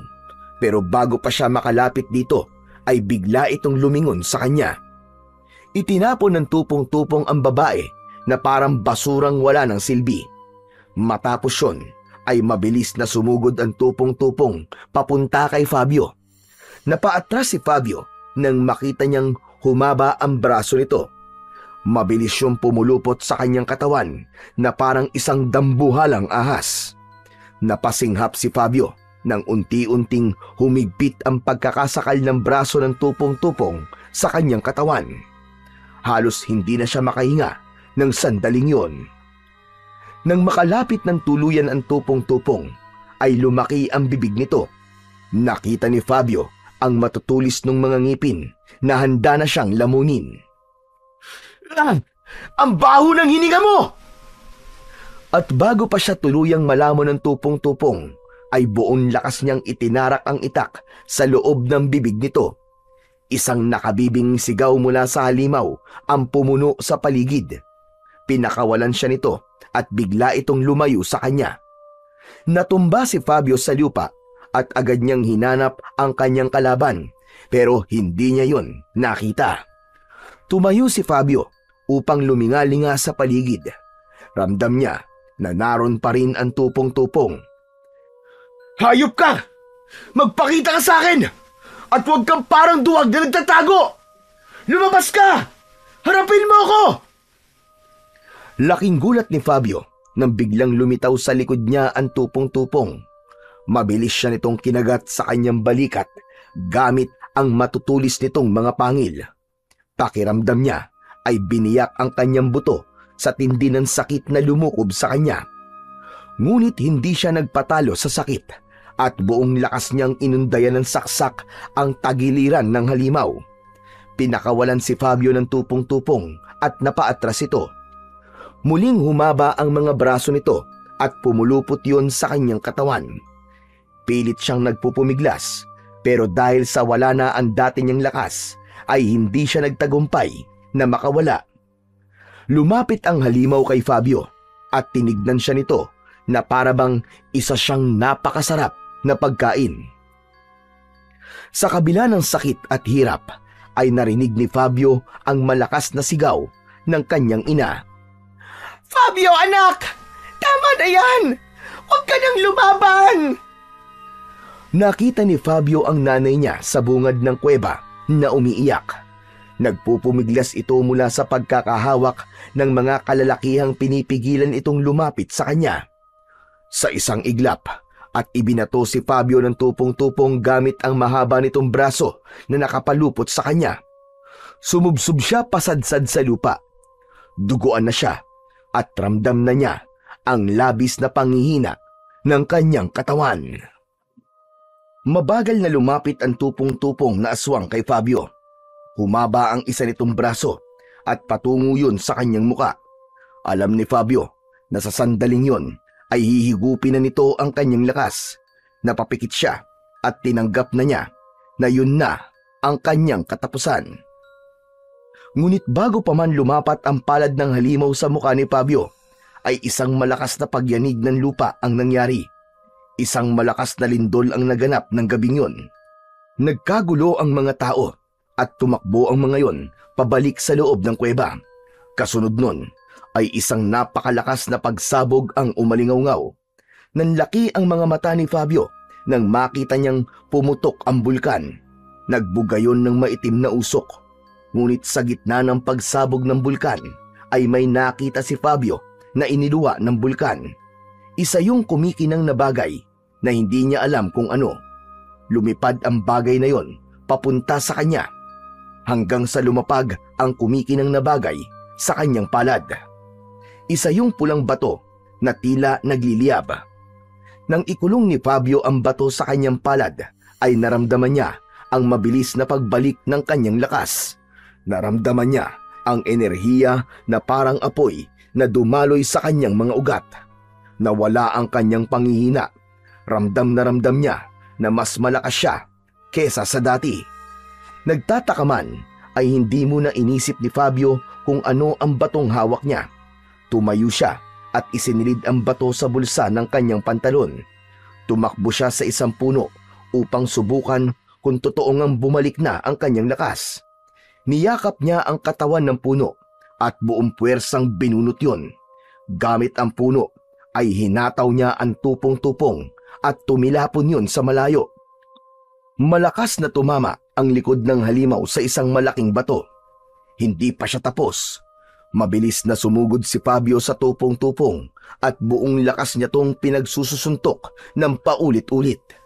Wala na siyang pakialam kung saan tumatama ang suntok niya dahil ang tanging nasa isip niya lang na mga sandaling yon ay ang mapatay na ang kanyang kalaban.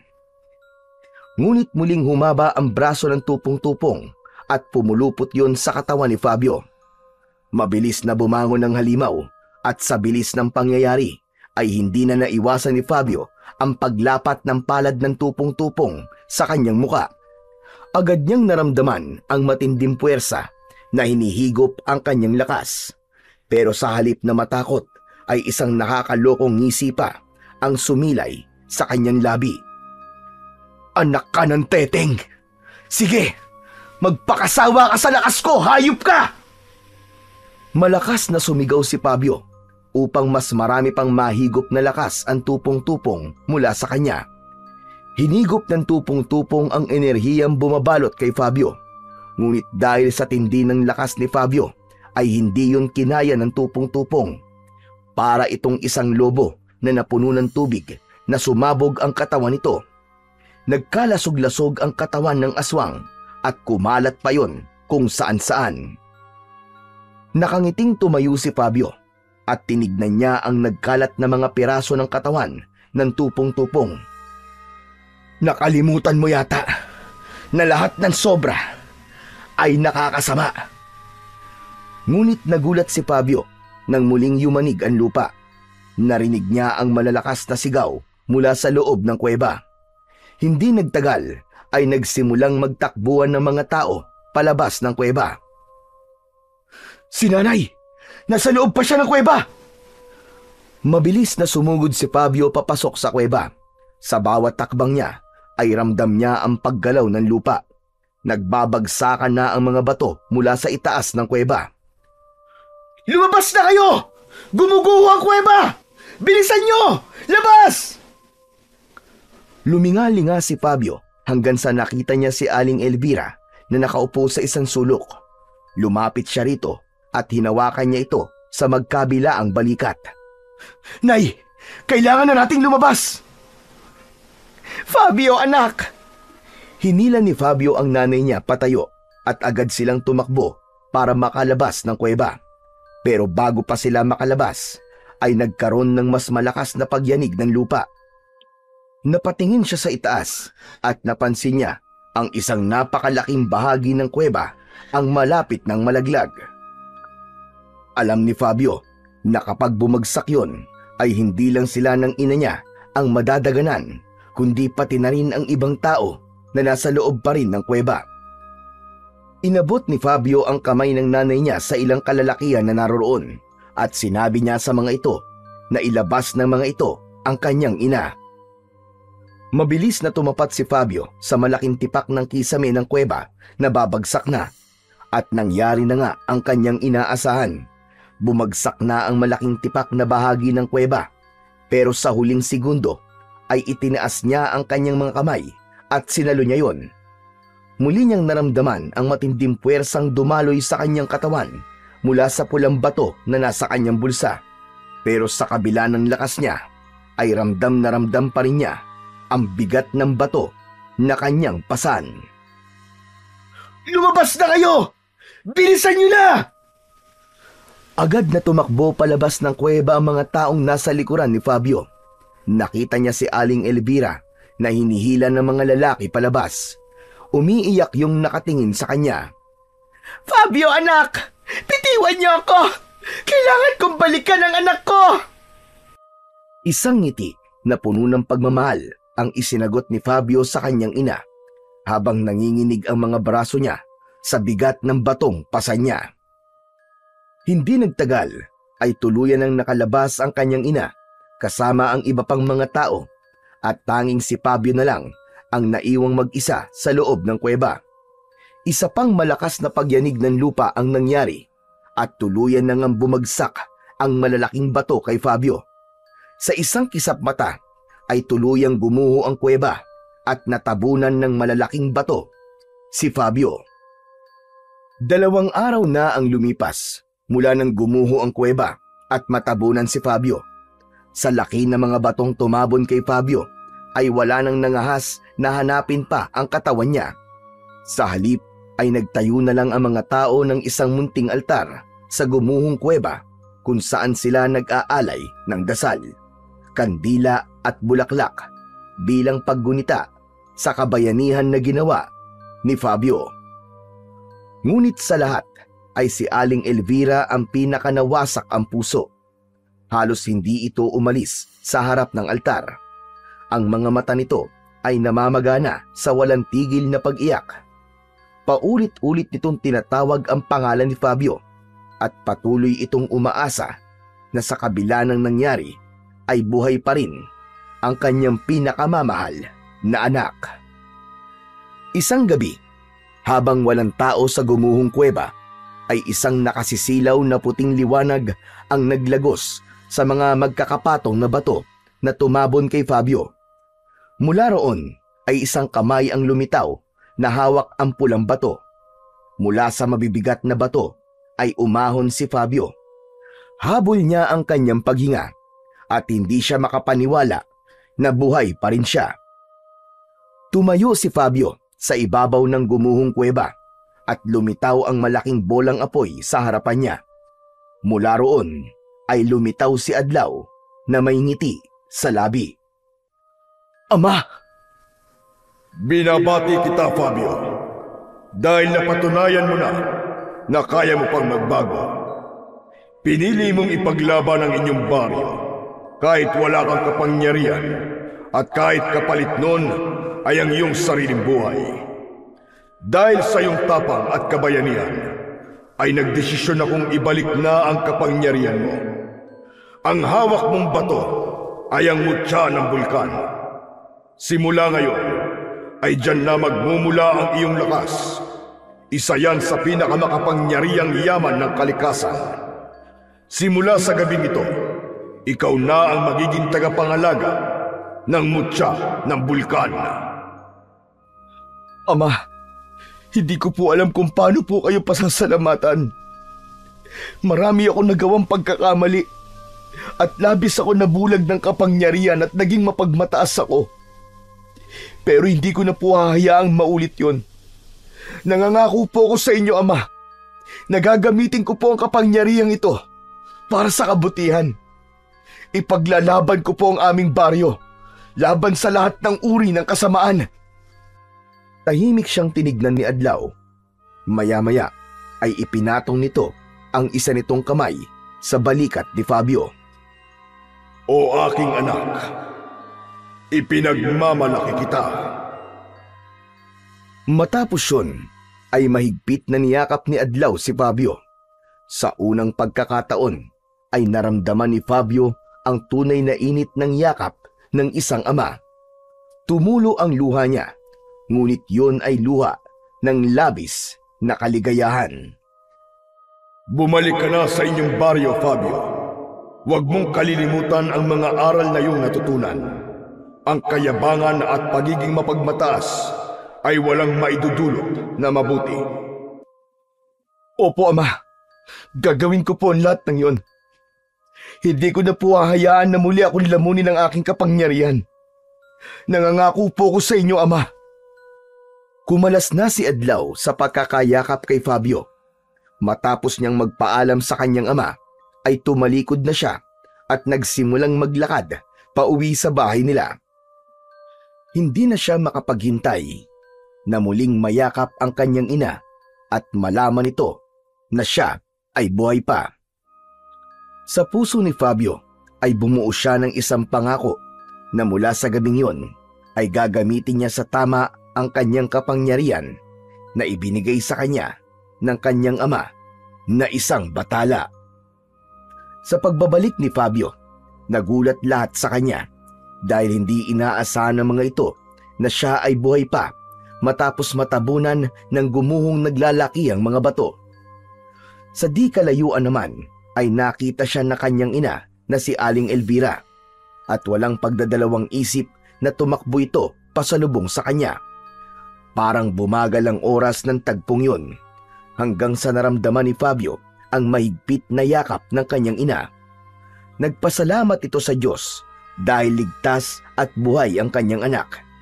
Sa isip din ito ay lihim itong nagpasalamat sa ama ni Fabio na isang bathala dahil alam nito na hindi pinabayaan ni Adlaw ang kanyang anak na mapahamak. Nagdiwang ang mga tao at binigyan ng pagkilala si Fabio sa kanyang kabayanihan. Si Fabio naman ay humingi ng tawad sa mga tao, lalong-lalo na kay Mang Temyong at kay Kapitan Manuel dahil sa mga nagawa niyang labis na kahambugan at pagiging makasarili.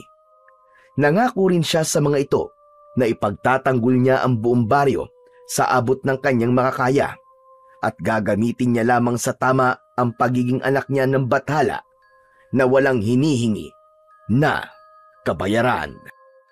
Magmula noon, nabuhay ng payapa ang mga tao sa baryo at naniniwala sila na sa pamamagitan ni Fabio ay walang aswang ang magtatangka muli na sumalakay sa kanilang baryo. Ngunit kung meron man, ay malaki rin ang kanilang tiwala na hanggat naririyan si Fabio at ang mutya ng bulkan na ipinagkaloob ng ama niyang bathala, ay walang kahit na anong puwersa ng kadiliman ang maaaring maghasik muli ng takot sa pinakamamahal nilang bayan.